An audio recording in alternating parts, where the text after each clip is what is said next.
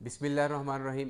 काश्तकार भाइयों, मकई की बेहतरीन पैदावार लेने के लिए नमी के बाद जो जिस चीज़ का सबसे ज़्यादा किरदार होता है वो नाइट्रोजन की अच्छी मैनेजमेंट का होता है। नाइट्रोजन की अच्छी मैनेजमेंट करने के से पहले ये समझना बहुत ज़रूरी है कि मकई का पौधा नाइट्रोजन किस शरह से ज़मीन से जज़ब करता है, किस मरहला बढ़ोतरी पर कितनी नाइट्रोजन उसको दरकार होती है। याद रखें कि जो मकई का पौधा होता है उगाव से लेके 6 पत्ता मरहला तक, यानी कि जर्मिनेशन मुकम्मल होने से लेके जब तक उसके ऊपर 6 पत्ते आते हैं तब तक वो अपनी ज़रूरियात का सिर्फ 10% जज़ब करता है, यानी कि जितना उसे ज़िंदगी में लेना है उसका 10% इस मरहले के अंदर जज़ब करेगा। उसके बाद अगला मरहला आता है 6 पत्ते से लेके 12 पत्ते मरहले तक, यानी कि इस दौरान जो है पौधा अपनी ज़रूरियात का 25% नाइट्रोजन हुआ है वो ज़मीन से जज़ब करता है। इससे अगला मरहला जो है वो 12 पत्तों से लेके पॉलिनेशन तक का मरहला है। इस मरहले के दौरान पौधा अपनी ज़रूरियात का 40%, यानी कि ये सबसे ज़्यादा जो है इस पीरियड के दौरान नाइट्रोजन जो है पौधा जज़ब करता है, क्योंकि पौधे बड़े हैं, इनकी ज़रूरियात जो है वो ज़्यादा होती है। इसके बाद पॉलिनेशन से लेकर जो दाना पकने का मरहला होता है, इस दौरान पौधा अपनी ज़रूरियात का 25% नाइट्रोजन ज़मीन से जज़ब करता है। इस चीज़ को समझने के बाद हम नाइट्रोजन की मैनेजमेंट की तरफ आते हैं कि हम नाइट्रोजन डालनी कितनी है।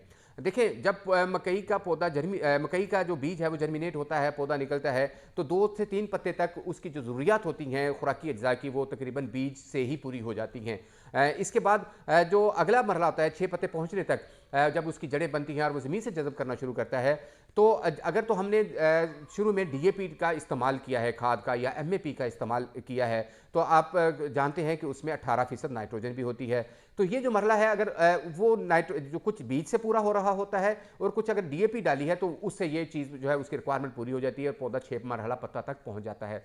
लेकिन अगर आपने डीएपी शुरू में इस्तेमाल नहीं की या आपने एमएपी भी इस्तेमाल नहीं की, तो फिर हमें नाइट्रोजन की थोड़ी बहुत डोज, तकरीबन आधा बैग यूरिया जो है ये शुरू में डालना पड़ेगा, क्योंकि उसकी जो ज़रूरियात हैं वो हम मिस नहीं कर सकते, बड़े क्रिटिकल होती है। उसके बाद अगर अगला मरहला आता है 5-6 पत्ता से लेके जो है वो चल के 12 पत्ता मरहला तक। देखिए, ये जो फेज़ है, ये फेज़ इंतहाई अहम इसलिए है कि इस दौरान पौधा अपनी पैदावार का तयन करता है कि उसने आगे चल के छल्ली कितनी साइज़ की लगानी है और एक छल्ली के ऊपर दाने कितने बनाने हैं। अब अगर इस दौरान हमारी मैनेजमेंट में कोई कमी कोताही होती है, नमी की हो या खुराकी अज्जा की, तो वो इसके ऊपर बड़ा मनफी असर डालती है और वो बाद में ये चीज़ पूरी भी नहीं होती। वो आपकी पैदावार का पोटेंशियल जो है वो यहीं पे कम हो जाता है। इसलिए जब आपकी फसल 5 से 6 पत्ता पर आए, तो फिर आपने आधा बैग यूरिया जो है वो अप्लाई करना है। आधा इसलिए क्योंकि पौधे छोटे हैं, इनकी ज़रूरियात भी कम है, ज़्यादा डालेंगे तो वो जो है वो ज़ाया होने का चांस होता है। इसके बाद जो मरहला आता है 8 पत्ता पे, जब फसल आपकी 8 पत्ते पे आ जाए, तो फिर आपने 1 बैग यूरिया जो है वो अप्लाई करना है, क्योंकि पौधों का कद एकदम बढ़ना शुरू हो चुका है और उनकी ज़रूरियात जो है वो मैक्सिमम की तरफ जा रही हैं। तो हम यहाँ पे कोई उसको कमी या उसकी जो है वो नहीं आने दे सकते।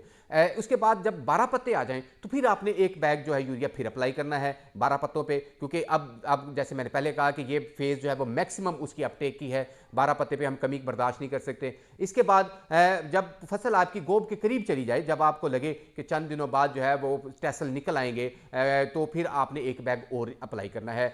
यूँ यहाँ तक पहुँचते पहुँचते तकरीबन 3.5 से 4 बैग जो है वो आपके हो चुके होंगे। इसके बाद मरला आता है जब पॉलिनेशन से बाद का दाना पकने तक, जो 25% है।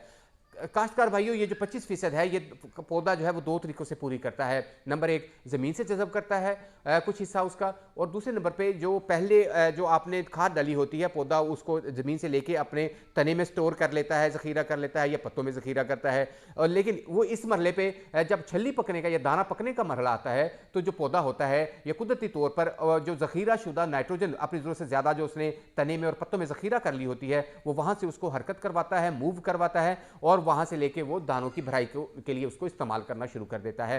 तो यूँ कुछ हिस्सा ज़मीन से, कुछ हिस्सा जो पहले से ज़ख़ीरा शुदा वहाँ से मोबिलाइज़ करता है। अगर आपके खेत में अगर आपने शुरू की नाइट्रोजन की मैनेजमेंट अच्छी की है, तो आपकी दानों की भराई अच्छी होगी। अगर आपके खेत में ज़मीन में नाइट्रोजन की सप्लाई जो तवातर से चल रही है, तो भी आपकी दानों की भराई अच्छी होगी, वरना वो मुतासर होगी। तो इसके लिए अगर आपके खेत में पौधों की तादाद पूरी है, बाकी मैनेजमेंट आपकी बेहतरीन जा रही है, तो आप आधा बैग यूरिया जो है वो तकरीबन जब पॉलिनेशन के बाद जब मोती जैसे दाने बन जाएं, यानी कि अभी उसमें दूध ना पड़ा हो, पानी की तरह माया हो उसमें, तो आधा बैग यूरिया अगर आप उस वक्त अप्लाई करें, तो हमारी इस सीज़न में ख़ास तौर पे हमारी जो सप्लाई है नाइट्रोजन की पौधों को, वो आखिर तक जो है वो इंश्योर हो सकती है। इस तरह अगर आप नाइट्रोजन की मैनेजमेंट करते हैं, तो आप एक अच्छी फसल की बुनियाद रख सकते हैं। वीडियो देखने का शुक्रिया।